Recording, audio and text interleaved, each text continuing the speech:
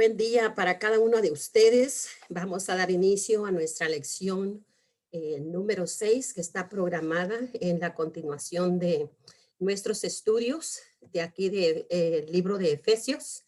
Y damos gracias a Dios por este tiempo que hemos estado caminando juntas, aprendiendo de este material tan lindo que el Señor nos dejara en su palabra. Y hoy vamos a estar viendo el capítulo 3 del libro de Efesios, la epístola a los Efesios. Y vamos a ver que el título tiene que ver, Conozco un secreto. Quisiera que en el transcurso de este estudio mantengamos esta palabra clave en nuestra mente. Conozco un secreto. Esa es la palabra que vamos a estar viendo en el transcurso del capítulo 3. Y en breve vamos a hacer solamente un pequeño reconteo de lo que estuvimos aprendiendo en la lección número 5.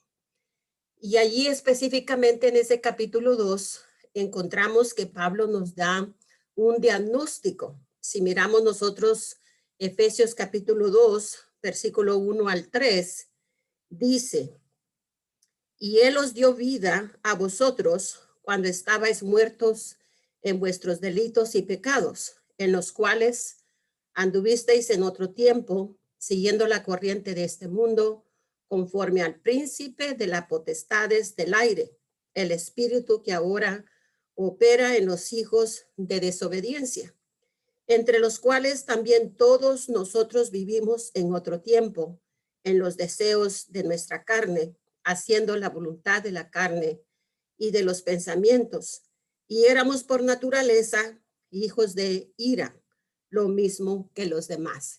Ese es el diagnóstico que el apóstol Pablo presenta en estos primeros pasajes, un análisis del problema que tenía el hombre, ¿verdad? O que tiene el hombre antes de conocer a Cristo. Pero luego, en los versículos 4 al 7, él presenta una solución para ese problema, a ese diagnóstico. Y él dice: pero Dios, que es rico en misericordia por su gran amor con que nos amó, aun estando nosotros muertos en pecados, nos dio vida juntamente con Cristo. Por gracia sois salvos. Y juntamente con él nos resucitó y asimismo nos hizo sentar en los lugares celestiales con Cristo Jesús. Fíjense ustedes, tan hermoso ese pasaje, que por gracia somos salvos y por lo tanto nos hizo sentar con él mismo en los lugares celestiales juntamente con Cristo Jesús. Ese es el tratamiento o la solución, ¿verdad?, que trae cuando la persona llega a conocer a Cristo como Salvador. Luego, cuando habla acerca de la aplicación, que somos salvos por gracia, Efesios, los versículos 8 al 10, dice: porque por gracia sois salvos por medio de la fe. No es algo que adquirimos nosotros en nuestra propia cuenta, por alguna obra o por algún mérito, sino que es a base de fe. Dice: y esto no de vosotros, pues es don de Dios, es un regalo. La salvación viene a través de la fe y es un regalo de Dios, un don. Dice: no por obras, para que nadie se gloríe. Nadie puede decir que se ganó la salvación por algo bueno que ha hecho. Porque somos, en el versículo 9 dice: no por obras para que nadie se gloríe, porque somos hechura suya, creados en Cristo Jesús para buenas obras, las cuales Dios preparó de antemano para que anduviésemos en ellas. Entonces, las buenas obras que un cristiano hace es porque ha experimentado la gracia salvadora de Cristo Jesús. Y esa gracia, esa salvación, produce obras, no obras para ser salvos, sino obras porque ya somos salvos. Luego también nos dice acerca de una ruta médica. Esta nueva ruta habla en los versículos 12 al 14, dice: en aquel tiempo estaba sin Cristo, alejados de la ciudadanía de Israel y ajenos a los pactos de la promesa, sin esperanza y sin Dios en el mundo. Pero ahora en Cristo Jesús, vosotros que en otro tiempo estabas lejos, habéis sido hechos cercanos por la sangre de Cristo, porque Él es nuestra paz, que de ambos pueblos hizo uno, derribando la pared intermedia de separación, una pared, una enemistad que había entre Israel y los gentiles, entre Israel y nosotros, ¿verdad? Entonces, esa división vino a ser eliminada a través del acto de Cristo Jesús en la cruz del Calvario. Entonces, en el estudio pasado vimos 3 puntos sobresalientes. Se habló acerca de la separación, ¿verdad? La separación que había entre judíos y gentiles. Los judíos eran conocidos como los circuncisos y los gentiles tenían el nombre de incircuncisos. Esto simplemente quiere decir que la circuncisión es una operación hecha, ¿verdad?, al hombre, y luego los incircuncisos no se hacían la circuncisión. Entonces, este fue un pacto, ¿verdad?, que Dios hizo con el pueblo de Israel, y esta circuncisión era lo que distinguía o diferenciaba entre un grupo y otro. Por eso es que los judíos decían que los gentiles eran los incircuncisos, los que no practicaban esta marca o es porque no eran parte de este pacto que Dios había hecho con su pueblo. Ahora, el hecho de que los judíos recibieran una marca de pacto no era prueba que eran personas de fe. Ellos simplemente habían sido escogidos para ser el pueblo santo de Dios, ¿verdad? Recordémonos que viene desde atrás, desde Abraham, a quien Dios escogió para ser el padre de multitudes. Por medio de Abraham, entonces viene su hijo Isaac, y luego de Isaac viene Jacob. A estos 3 se les llaman los patriarcas. Entonces es por medio de Jacob, quien tuvo 12 hijos, que entonces de ahí se formó, de esas 12 tribus se formó el pueblo de Israel. Y a ese pueblo es a quien Dios escogió para ser su nación santa. Una promesa, un pacto que Dios había hecho desde un principio con su siervo Abraham. Entonces, esto es lo que estamos viendo en estos 3 puntos que presentan aquí la separación. Entonces, los gentiles que estaban sin Cristo, que estaban fuera de ese pacto, entonces estaban sin Cristo, no tenían ciudadanía, estaban sin pacto, sin esperanza y sin Dios. Y los israelitas fueron escogidos para ser una nación que fuera luz para las naciones paganas, para las otras naciones. Y esas naciones debían de conocer a Dios por medio del testimonio que Israel diera a las otras naciones. Y como hemos dicho en tiempos pasados, en diferentes estudios, que Israel falló mucho a esta responsabilidad que Dios le dio. En vez de seguir los estatutos de Dios, entonces se mezclaban, ¿verdad? Querían hacer igual que las otras naciones y por lo tanto no siempre dieron un buen testimonio a las naciones de que ellos eran el pueblo de Dios, que del Dios poderoso, ¿verdad? Entonces, así es que los gentiles, esa era la condición de ellos. Entonces viene el tiempo, el momento de la reconciliación, del cual habla Pablo en los versículos 13 al 14, ¿verdad? ¿Qué es lo que Cristo hizo por los gentiles? ¿Y qué es lo que Cristo hizo por los gentiles? Ahí sí leemos Efesios 2:13 y también el capítulo 2 y versículo 4, nos habla acerca de una misión de paz que Cristo trajo a la tierra. Y esta fue la misión de paz más grande de la historia del mundo. Jesús no solo reconcilió a los judíos con los gentiles, sino que también reconcilió consigo mismo en un solo cuerpo a la iglesia, ¿verdad? La iglesia de Cristo vino a ser un solo cuerpo. Y luego, por último, tenemos la unificación que entonces Dios puso en efecto lo que los judíos, ¿verdad? Ahora y gentiles son a través de Cristo. Ahora mediante Cristo son un solo cuerpo. Recordemos que el evangelio empezó a propagarse por la tierra, ¿verdad? Cuando los apóstoles tomaron en serio su misión, la orden que Dios les dio de ir por todo el mundo y predicar el evangelio, enseñando todas las cosas que él les había enseñado. Entonces vemos cómo Felipe, ¿verdad? Un tremendo evangelista, ganó a muchos para el reino de Dios. Felipe fue el evangelista que ganó al etíope. Y luego también vemos cómo Dios envía a Pedro a la casa de Cornelio, y Cornelio, siendo un gentil, él y toda su casa y sus trabajadores llegaron también a ser alcanzados con la palabra, el poder de Dios. Entonces, judíos y gentiles, entonces vinieron a ser un solo cuerpo, ¿verdad? A través de Cristo Jesús. Ya no iba a haber esa diferencia entre ellos. Ahora, también dijimos que en esta unificación que Cristo hizo posible, encontramos una palabra clave que Pablo introdujo en ese capítulo 2, y habla acerca de la palabra que somos uno, ¿verdad? Que somos uno en Efesios 2, 14.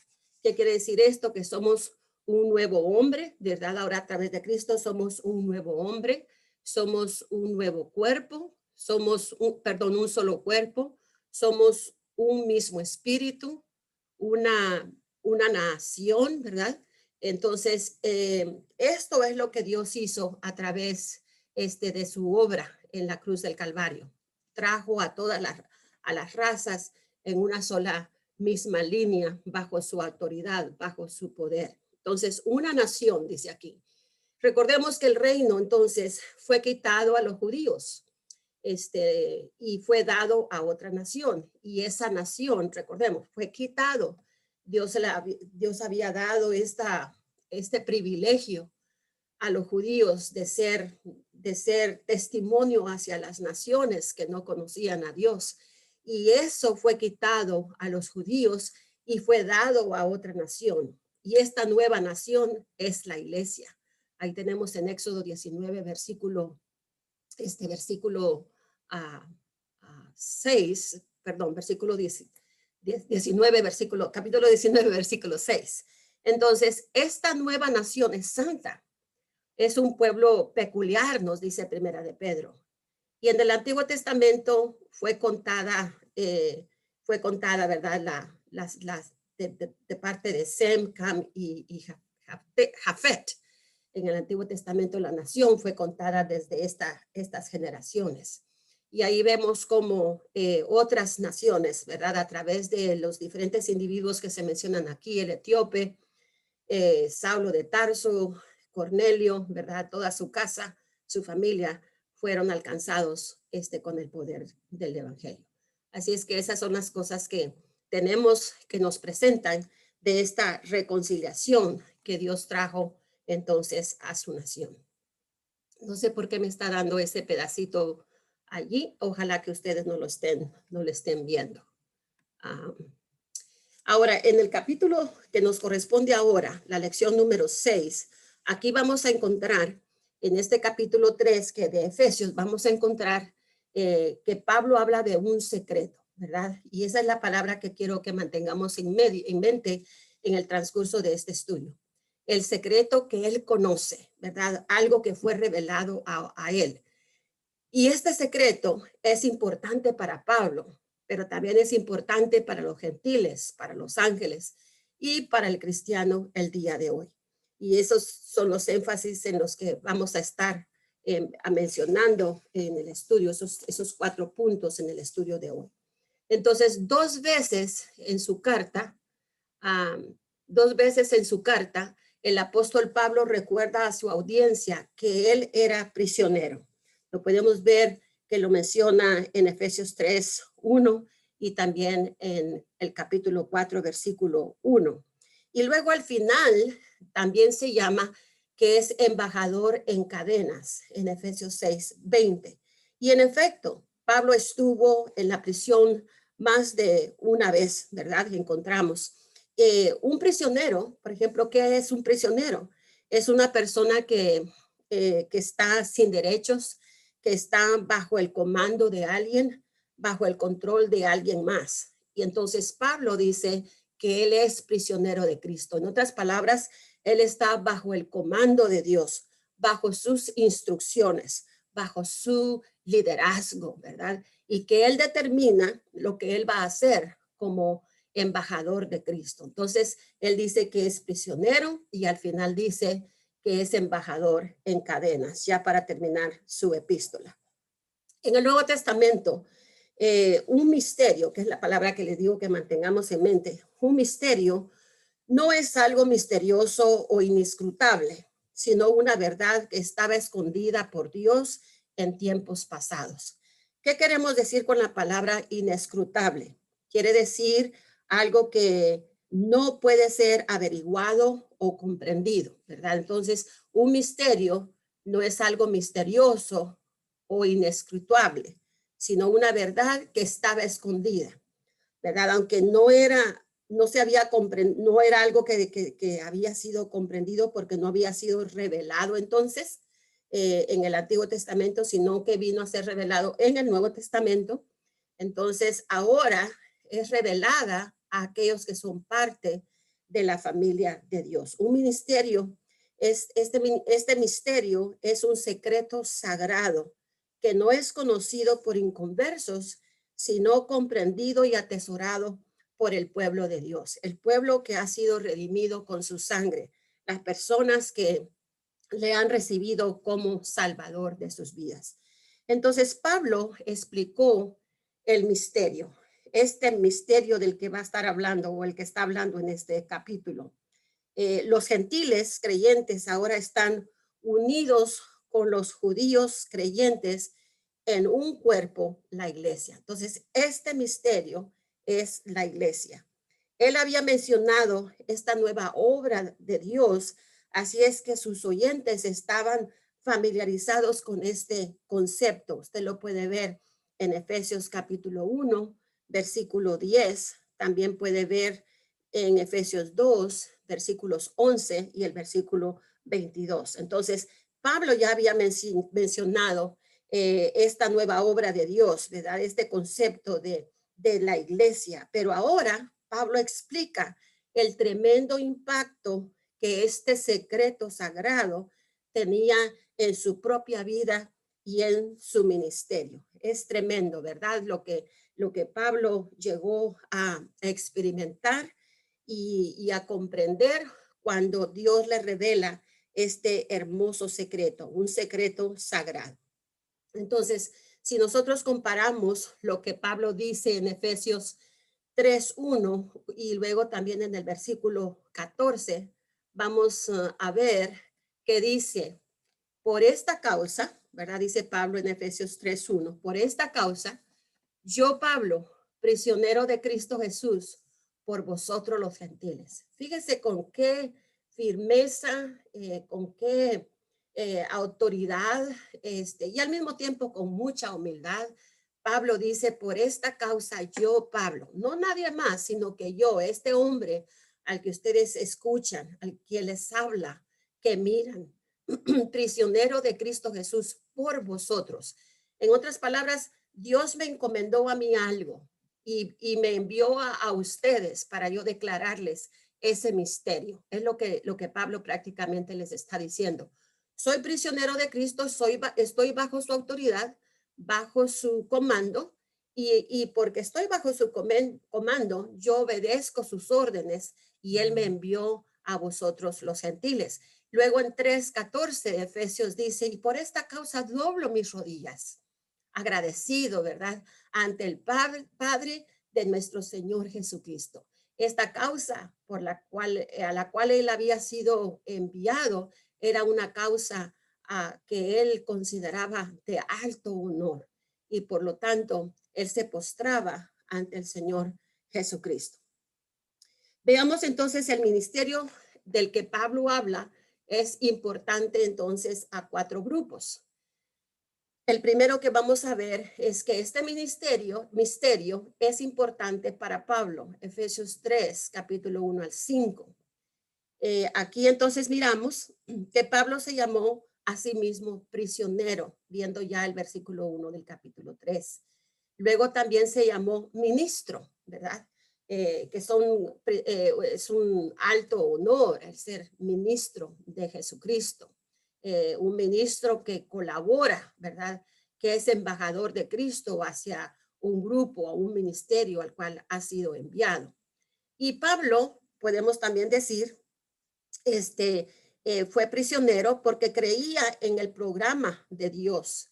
Y ese programa de Dios, ¿verdad?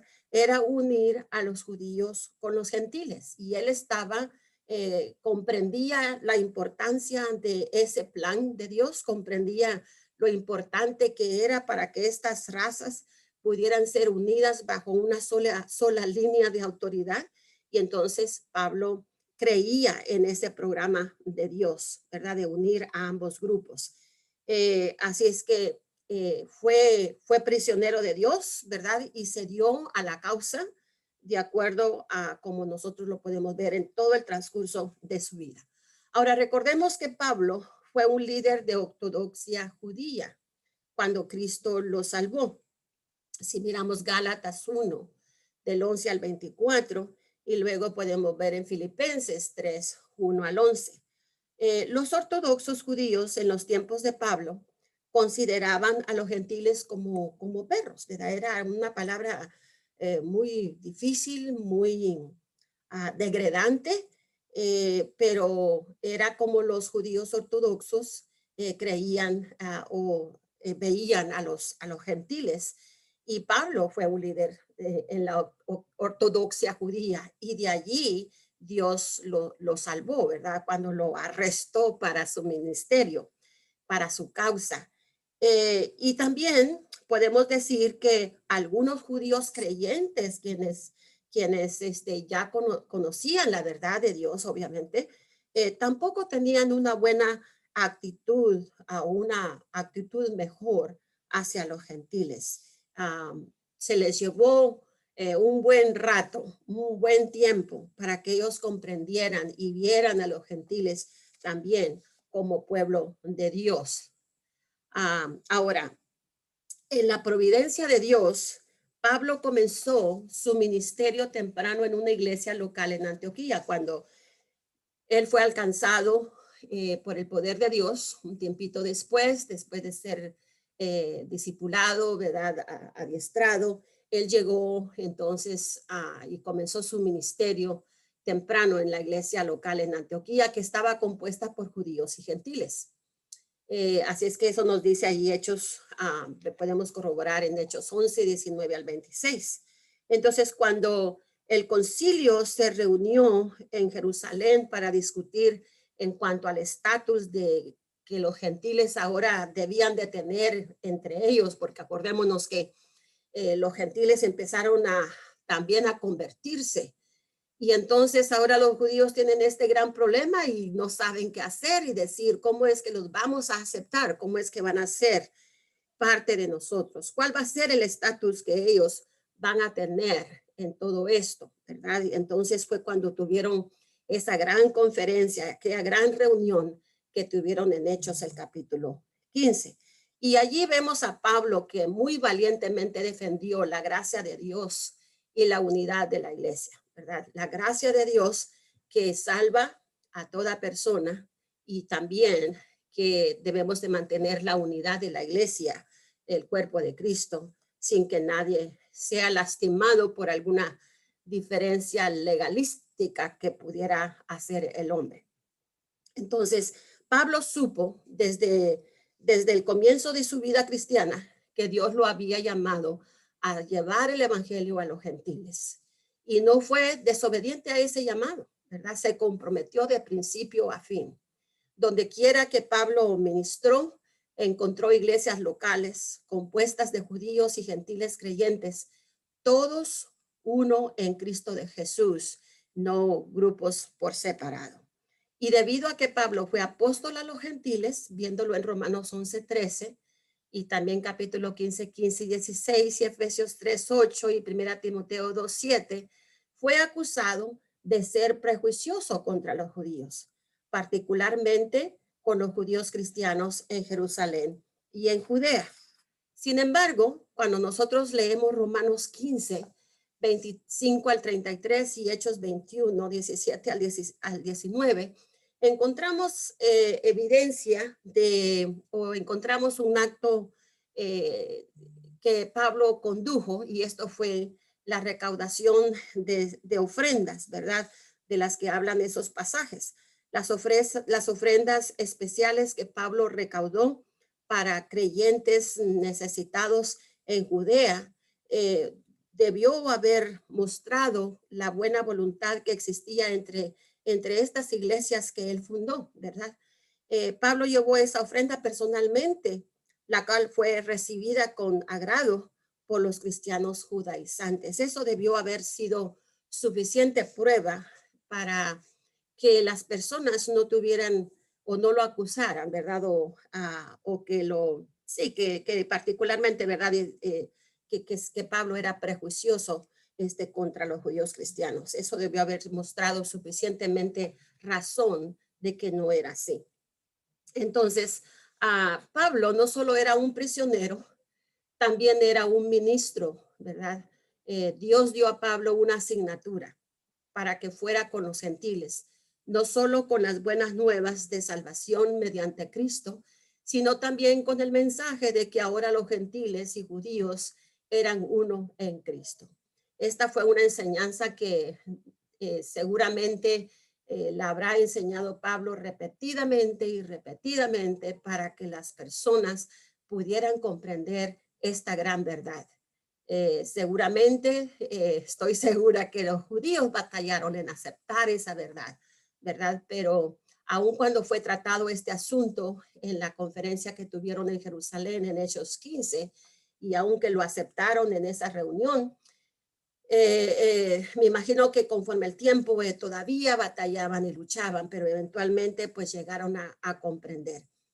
Si miramos la palabra dispensación ahí en Efesios 3:9, esa palabra dispensación viene de dos palabras griegas. Estas palabras son oikos, que quiere decir casa, y la palabra nomos significa ley. Entonces, en nuestra frase en inglés, que es economía, deriva directamente del griego oikonomía, que quiere decir la ley de la casa, o mayordomía, que quiere decir un administrador, Efesios 1, 9 y 10. Entonces, esta responsabilidad, la frase dispensación o esta responsabilidad, Dios le dio a Pablo la responsabilidad de ser un mayordomo, ¿verdad? Esta verdad, entonces Dios hizo mayordomo a Pablo, ¿verdad? De este misterio, de compartir esta verdad, de este misterio, de compartir con los gentiles de que ahora ellos ya no eran aparte, sino que eran un solo cuerpo, y que también eran parte de la asamblea, ¿verdad? De la casa de Dios, de la iglesia. No era también suficiente ganar a los gentiles y hacerlos partes de la asamblea, como decir, ok, le testifiqué, se ha arrepentido, la persona aceptó a Cristo, ya viene a la iglesia y bueno, se acabó. No era nada más, no era suficiente con alcanzarlos y que ellos llegaran a la asamblea local. Él debía también enseñarles la posición maravillosa que ahora ellos tenían en Cristo Jesús. En otras palabras, tenían que ser discipulados, enseñados a comprender toda esa obra maravillosa que Cristo había hecho y que ellos eran parte de ese plan. Y lo mismo pasa con nosotros hoy día. No es suficiente con testificar y alcanzar a alguien para Cristo y que comience a llegar a la iglesia. Tenemos que asegurarnos que estas personas que están siendo alcanzadas no solamente forman parte de un número de asistencia en nuestras iglesias locales o que son una persona que se sientan en nuestras sillas o en nuestras bancas, en nuestras reuniones congregacionales, sino que son personas que están comprendiendo el grande amor de Dios, el gran poder y autoridad que hay en él, y que ellos son partícipes de esa gran obra maravillosa que Cristo hizo. Y esas cosas, las personas nuevas en la fe necesitan comprenderlas y luego envolverse en ese plan que Dios tiene para la iglesia. Entonces, la frase dispensación es una administración, es una mayordomía, una responsabilidad que entonces Dios dio a Pablo, algo que él tenía, ese misterio que él tenía que compartirlo con los gentiles, ¿verdad? Así es que eso es lo que nos dice en esa parte. Entonces hoy en el segundo grupo, para quien este misterio es importante, es importante para los gentiles.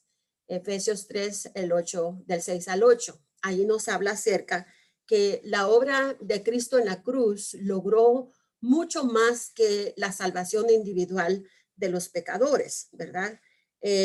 Vemos que Cristo Jesús reconcilió a los judíos y gentiles y también los reconcilió consigo mismo. Y esa es la gran noticia, ¿verdad? Que Pablo presenta aquí en este capítulo, que ahora son uno, que ya no están divididos, que ya no se trata de judíos y gentiles, sino que se trata de un cuerpo, de un solo grupo, de una sola nación, que tienen un Dios, que son un cuerpo, que son la iglesia de Cristo. Y esa es la gran noticia, el gran misterio que fue revelado entonces a Pablo, el cual ahora entonces él comunica a los gentiles también, ¿verdad? A todo el pueblo de Dios, a todos nosotros. Ya se podrán ustedes imaginar lo emocionante que esto era para Pablo, el haber descubierto, ¿verdad? Esta gran revelación que el Espíritu Santo le dio, de que ahora el pueblo judío y los gentiles han sido reconciliados, ¿verdad? No solamente entre ellos mismos, sino que también son reconciliados con Dios mismo.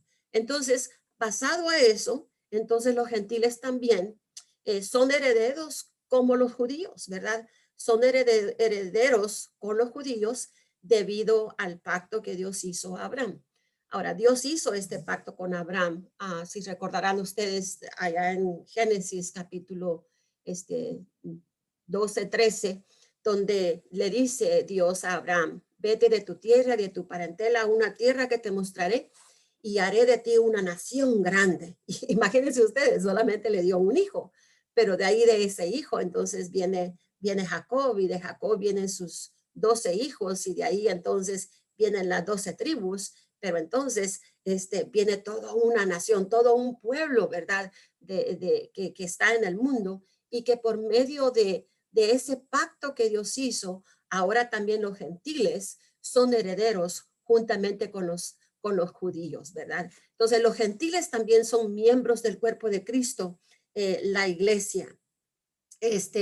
Y ya no entonces algo aparte, sino que son el cuerpo de Cristo, son la iglesia, son miembros de la iglesia, son miembros del cuerpo de Cristo. Y ese es el gran misterio, ¿verdad? Del que está hablando aquí el apóstol Pablo, que el Espíritu Santo le reveló. Entonces, nuestro nacimiento humano determina nuestra distinción racial. Por ejemplo, yo soy guatemalteca, otros son mexicanos, ecuatorianos, ¿verdad? Tejanos porque nacieron en Texas, en esta nación y otras más. Nuestro nacimiento humano determina nuestra distinción racial, pero nuestro nacimiento espiritual nos une como miembros del mismo cuerpo, ¿verdad? En 1 Corintios 12, 12 al 14, encontramos esa gran verdad, que no hay judío, ¿verdad? Sino que no hay gentil, no hay mujer, no hay hombre, todos somos un mismo cuerpo en la autoridad de Cristo. Entonces, este cuerpo, ¿verdad? Tiene cabeza, y Cristo es la cabeza de este cuerpo. Ahí nos dice bien claramente Efesios 5, 22 al 23. Entonces, Y este cuerpo, ¿verdad? Está formado por varios miembros. Entonces, cada miembro del cuerpo comparte en el ministerio de Cristo. Todos somos importantes. Hemos sido capacitados con diferentes dones, talentos, habilidades que Dios nos ha dado. Y cada miembro forma una función importante en la obra de Cristo, en la iglesia. Y todos valemos, ¿verdad?, para Cristo.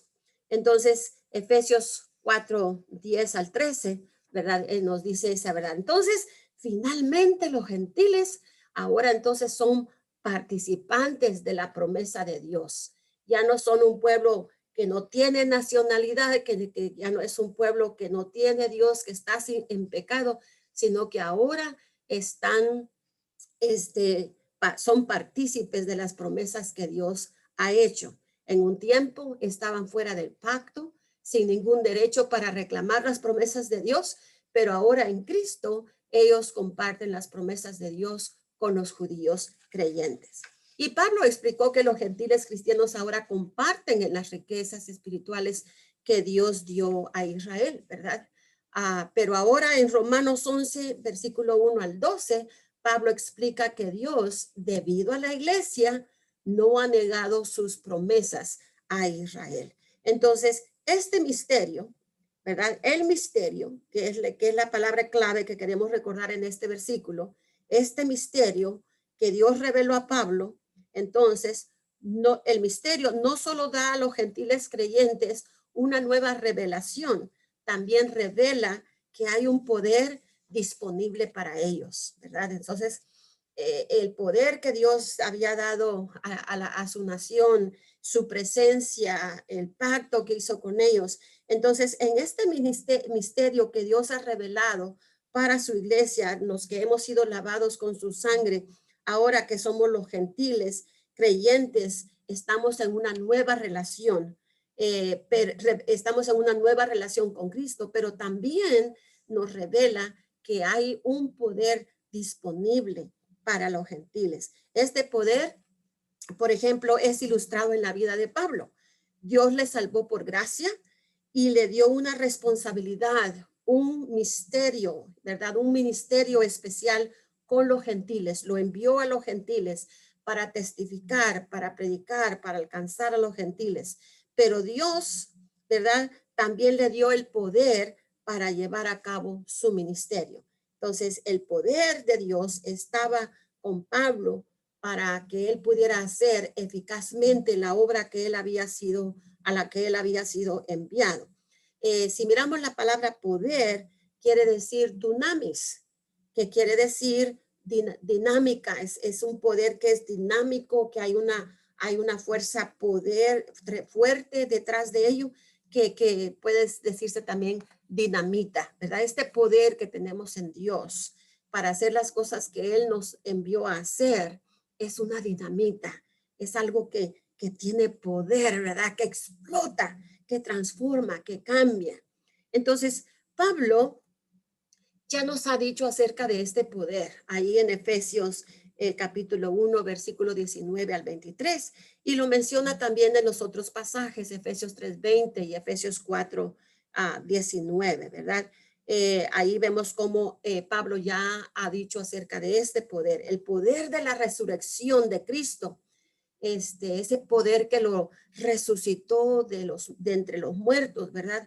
Ese poder está disponible para nuestro diario vivir y para nuestro servicio que hacemos para la obra de Dios. Entonces, nuevas riquezas, dice Pablo, están disponibles para los gentiles, Efesios 3:8. Y a estas riquezas de las que habla Pablo, Pablo las llama bendiciones abundantes. En otras palabras, no son unas cuantas, no son unas pocas, sino que son abundantes. Y ahí usted va a encontrar la palabra insondables, que quiere decir indescriptibles, algo que es vasto, que no tiene fin. Esas riquezas que están disponibles para los gentiles, para todos los que han sido lavados con la sangre de Cristo Jesús, esas bendiciones son abundantes, ¿verdad? Unas bendiciones vastas que no no tienen fin. Entonces, ¿son estas riquezas para todo creyente? Obviamente que sí. No hay ninguna limitación para ningún hijo de Dios, pero el hijo de Dios necesita apoderarse de esas riquezas, apoderarse de ese poder que Dios le ha dado, mientras que lo busca en su diario vivir y se consagra y se dedica a Dios, y Dios tiene disponible esas riquezas para sus hijos. Ahora vamos a ver en el capítulo, perdón, el tercer punto de para quién más es importante este misterio, y es para los ángeles. Ahí en capítulo 3, versículos 9 al 10. Y la pregunta que tenemos aquí es: ¿por qué Dios mantuvo oculto su secreto sobre la iglesia durante tantos siglos? ¿Verdad? ¿Qué podemos decir al respecto de esta pregunta? Basado al estudio que conduje para responder a esta pregunta, es que en el Antiguo Testamento nos dice que el Antiguo Testamento nos dice que la salvación, ¿verdad? Que Dios salvaría a los gentiles mediante Israel. Acordémonos otra vez, Dios escogió a su nación, y esta nación debía ser testimonio para las naciones paganas, para que conocieran al Dios verdadero. Entonces, en el Antiguo Testamento nos dice que la salvación, ¿verdad? Que Dios salvaría a los gentiles mediante Israel. Pero en ningún lugar en el Antiguo Testamento encontramos que judíos y gentiles formaran una nueva creación. La iglesia, esta nueva creación es la iglesia, el cuerpo de Cristo. Este es un misterio que el Espíritu Santo reveló al apóstol Pablo y a otros líderes allá en los comienzos de la iglesia primitiva. Fueron cosas que Dios les reveló a ellos, y descubrieron a través de esa revelación que entonces ahora la iglesia, el cuerpo de Cristo, ¿verdad? Ahora es la nueva creación de Dios, es mediante el cual Dios ahora ejercita su poder y se revela, se muestra al mundo. Es la iglesia. Entonces, esta no es algo que fue revelado en el Antiguo Testamento, sino que vino a ser ya revelado entonces en el Nuevo Testamento, donde fue revelado, como hemos dicho, al apóstol Pablo y a otros líderes de la iglesia, ¿verdad? De aquel entonces, y descubrieron entonces que hay una nueva creación, ¿verdad? Que los gentiles, judíos y gentiles, ahora formarían una nueva creación que viene siendo la iglesia, que viene siendo el cuerpo de Cristo. Ahora, la palabra ahí, principados y potestades, Pablo habla acerca de principados y potestades en esos versículos que están ahí en la pantalla. Y por principados y potestades, Pablo quiso decir que son seres angelicales creados, ¿verdad? Creados por Dios, buenos y malos. ¿Ok? ¿Cómo está eso, verdad? Creados buenos y malos. Bueno, recordémonos que Dios no crea nada malo, ¿verdad? Pero recordemos que desde el principio se manifestó el ángel Lucifer, aquel ángel precioso, ¿verdad? A Satanás se puso en contra de Dios. Entonces él contaminó a otros ángeles, y entonces ahora son los que son distinguidos, por decir, los ángeles malvados, malos, los ángeles malos. Creados por Dios en un principio, pero se distorsionó ese grupo cuando entonces los ángeles siguieron el liderazgo de Satanás. Y es así como habla acerca de principados y potestades. Acordémonos, si nosotros fuéramos a ver esos pasajes, por ejemplo, vamos a ver el capítulo 1, versículo 21. Fíjese lo que dice la Biblia. Sobre todo principado y autoridad y poder y señorío, y sobre todo nombre que se nombra, no solo en este siglo, sino también en el venidero. ¿Okay? Luego, si miramos el capítulo 6, cuando habla acerca del soldado de Jesucristo y de las herramientas o de todo su equipo que debe de llevar, el capítulo 6, versículo 12, fíjese lo que dice, que no, porque no tenemos lucha contra sangre y carne, sino contra principados y potestades, contra los gobernadores de las tinieblas de este siglo, contra huestes espirituales de maldad en las regiones celestiales. Ahora, si vamos a Colosenses, tal como tenemos allí en la escritura, en la pantalla, el capítulo 2, versículo 15, dice, y despojando a los principados y a las potestades, los exhibió públicamente, triunfando sobre ellos en la cruz. Entonces, prácticamente está diciendo que no tenemos lucha contra sangre ni contra carne, sino que tenemos lucha contra principados y potestades. Estamos hablando con las huestes de maldad de las tinieblas. Y en este último pasaje que leemos de Colosenses, dice que el versículo 15 dice que despojando a los principados y a los potestades, dice, los exhibió públicamente, triunfando sobre ellos en la cruz. Satanás, ¿verdad? Creía que había triunfado cuando Cristo murió en la cruz, cuando fue crucificado y murió.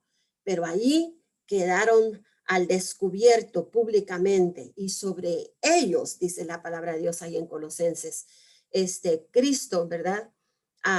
Los exhibió públicamente y que entonces él triunfó contra ellos o sobre ellos en la cruz. Y ahí es donde vemos ese pasaje tan hermoso que nos habla ahí el apóstol Pablo. Entonces hay ángeles buenos y ángeles malos, ¿verdad? Malignos. Entonces los ángeles hablan, la Biblia habla acerca de que los ángeles buenos, los ángeles celestiales, que hay fiesta en los cielos. Ellos hacen fiesta en los cielos cuando un pecador se arrepiente, ¿verdad? Encontramos eso en Lucas, el capítulo 15 al 10, de que hay fiesta cuando un pecador se arrepiente. Entonces, ¿qué aprenden los ángeles de la iglesia? Fíjese en el estudio que entonces hice, encontramos que los ángeles aprenden la multiplicidad de sabiduría de Dios. Es una sabiduría vasta que no tiene fin. No se puede contener, ¿verdad? Es grande, no se puede medir, es ilimitada. Efesios 3:10 dice, para que la multiforme sabiduría de Dios sea ahora dada a conocer por medio de la iglesia a los principados y potestades en los lugares celestiales. Fíjese usted, si usted se pone ahí, que esta sabiduría de Dios, que es múltiple, ha sido dada a conocer por medio de la iglesia. ¿Y sabe quién es la iglesia? Es María, es Juana, es Susana, es Sandra. La iglesia, usted y yo que formamos parte de la iglesia de Dios, a nosotros se nos ha dado a conocer esta sabiduría de Dios para que nosotros podamos combatir contra las acechanzas del enemigo. Dice, por medio de la iglesia a los principados y potestades en los lugares celestiales. Qué enorme privilegio que Dios nos ha dado, que su sabiduría está con nosotros y en nosotros, conforme nosotros buscamos su presencia y se nos ha dado a conocer, dice, por medio de la iglesia, a los principados y potestades en los lugares celestiales. Entonces, los ángeles conocen el poder de Dios, tal como se ve en su creación, ¿verdad? Conocen el poder de Dios, pero la sabiduría de Dios, como se ve en su nueva creación, que es la iglesia, es algo nuevo para ellos. Es algo que han tenido los ángeles que aprender, educarse en ello, ¿verdad?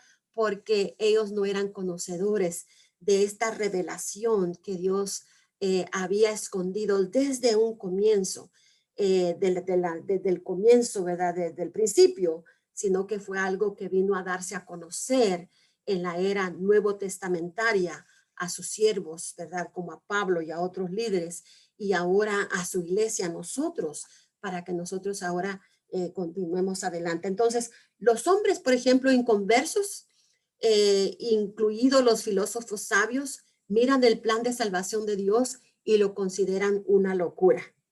Pero los ángeles observan el resultado de la salvación de Dios y alaban su sabiduría. Fíjense, cuando ellos descubren lo que y ven lo que Dios está haciendo, ellos alaban a Dios, se glorifican a Dios cuando ven su poder transformador en la vida de las personas que le llegan a conocer como Salvador. Entonces, Pablo llamó sabiduría múltiple y dice que, y esta palabra conlleva la idea de abigarrado o de muchos colores, ¿verdad? Esta sabiduría múltiple de Dios, a esta palabra, ¿verdad? Conlleva la idea de algo que es abigarrado o de muchos colores. En otras palabras, sugiere la belleza y variedad de la sabiduría de Dios en su gran poder para salvación. Al ver esas cosas, entonces, los ángeles se ponen gozosos y alaban y adoran a Dios al ver la sabiduría y el poder de Dios manifestada. Entonces, queremos decir también que hay otra faceta de esta verdad que necesita ser explorada. ¿Qué están aprendiendo los ángeles malvados del misterio de Dios? De este misterio del que está hablando el apóstol Pablo aquí, el misterio de su iglesia, que ahora este poder Dios lo ha dado a su iglesia. Bueno, para comenzar, podemos decir que los ángeles malvados se están dando cuenta, ¿verdad? Que Satanás no tiene ninguna sabiduría, ¿verdad? No tiene ninguna sabiduría. Por ejemplo, Satanás conoce la Biblia y entendió mediante la escritura del Antiguo Testamento que el Salvador vendría, cuándo vendría, cómo vendría y dónde vendría. Él comprendió eso, Satanás comprendió eso. Satanás también comprendió por qué vendría Jesucristo, ¿verdad? Pero en ningún lugar en el Antiguo Testamento encontramos que los judíos y gentiles vendrían a ser un solo cuerpo y que este solo cuerpo sería la iglesia, el cuerpo de Cristo, ¿verdad? La iglesia, el cuerpo de Cristo. Entonces, vean ustedes, entonces estos líderes, estos ángeles diabólicos, entonces se están dando cuenta que su líder Satanás no tiene ninguna sabiduría alguna, ¿verdad? Y tal como lo hemos dicho, sabía cuándo vendría el Salvador, cómo vendría y dónde vendría, también comprendió que vendría, pero en ningún lugar en el Antiguo Testamento Satanás encontraría profecías concerniente a la iglesia. Este fue un misterio, ¿verdad? Que fue escondido.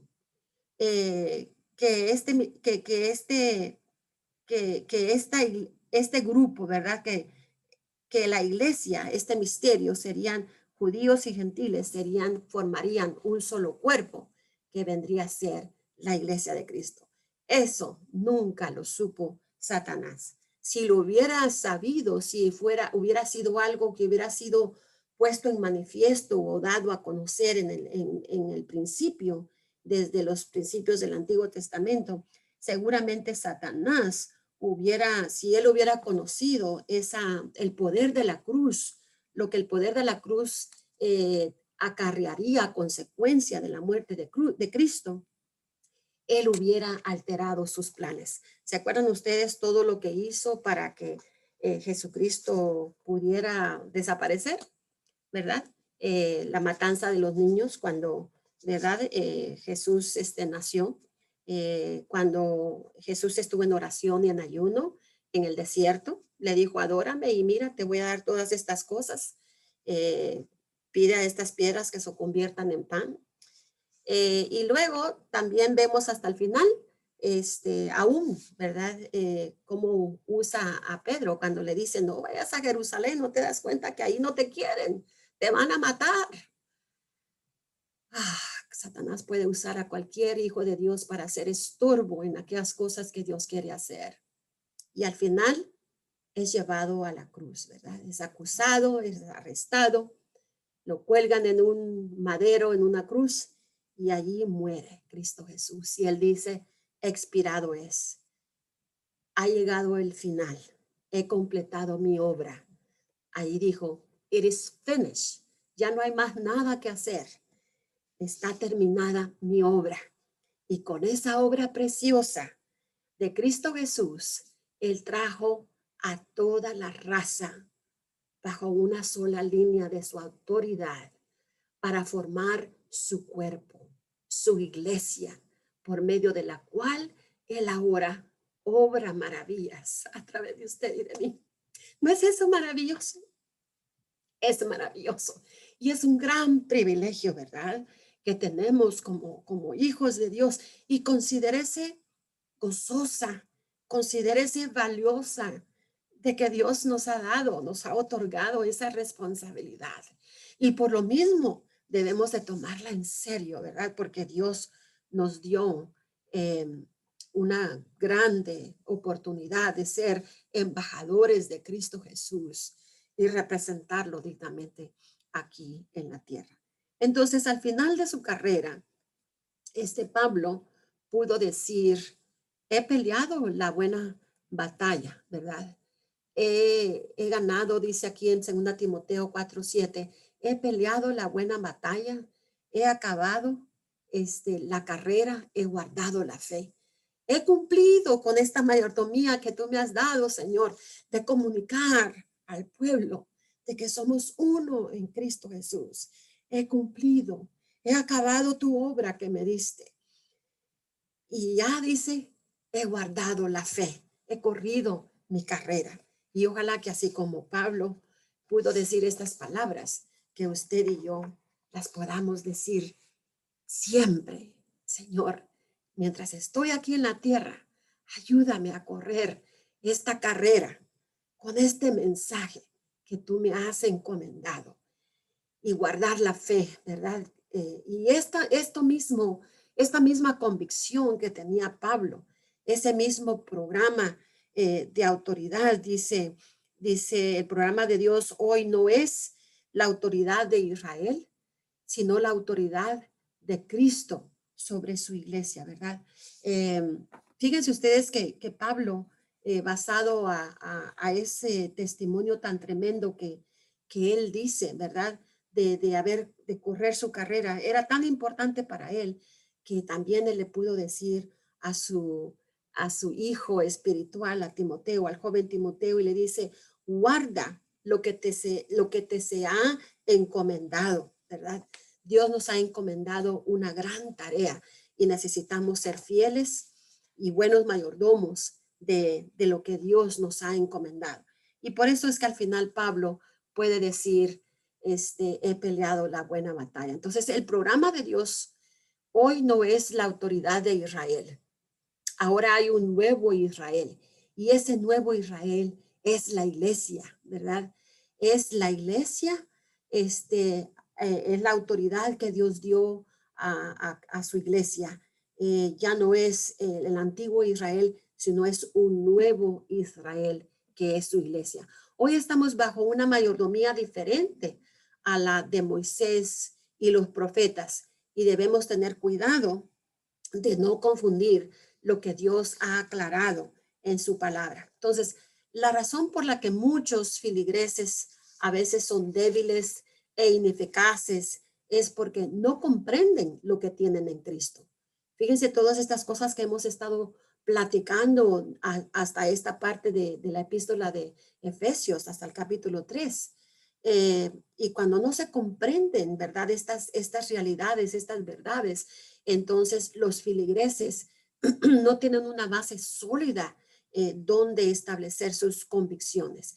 Y a causa de esto, y la causa de esto es porque los líderes espirituales no son buenos administradores del misterio, este misterio que ha sido revelado. Y debido a que no usan correctamente la palabra de verdad, tal como Pablo le dijo a Timoteo, le dije, ejecuta correctamente la palabra de Dios, ¿verdad? Sin quitarle, sin agregarle, sino que tal como ha sido dada, predícala en tiempo y fuera de tiempo, predícala con poder y declara sus verdades a las personas. Entonces, cuando nosotros los feligreses no usan correctamente la verdad de Dios, ¿verdad? Y luego entonces esto confunde a su pueblo con respecto a su posición espiritual que el pueblo tiene en Cristo Jesús. Entonces, Dios le dio una responsabilidad, una administración a los pastores, a los líderes, para que preparen, equipen, capaciten a los feligreses para que ellos puedan correctamente, ¿verdad? Interpretar las escrituras y tener una confianza y una solidez en sus convicciones para que cuando vienen doctrinas falsas y fábulas y otras cosas más, cuando viene la tentación, cuando vienen las pruebas, entonces los feligreses puedan depender del poder que tienen en Cristo Jesús, de esa riqueza de la que nos está hablando, ¿verdad? Su palabra. Entonces, cuando esto no se hace, los líderes no administran correctamente esta responsabilidad, entonces le roban al pueblo de Dios la riqueza espiritual que tienen en Cristo. Nosotros tenemos que asegurarnos que no están dependiendo de nosotros los líderes para alimentarse, sino que nosotros tenemos que adiestrarlos y capacitarlos y ayudarles a que ellos descubran toda esta verdad que está en su palabra, para que ellos puedan formar también sus convicciones basado a lo que Dios nos dice allí. Entonces, esta verdad concerniente a la iglesia no es pensamiento divino tardío.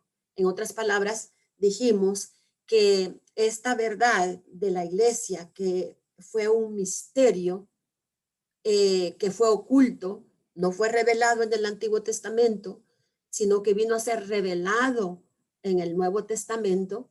Entonces, este pensamiento de la iglesia no es un pensamiento divino tardío. Siempre ha sido parte del propósito eterno de Dios en Cristo desde antes del comienzo de la fundación de la tierra. No es algo que, me falló el plan, ahora déjame ver qué otro hago. No, señores, no es así.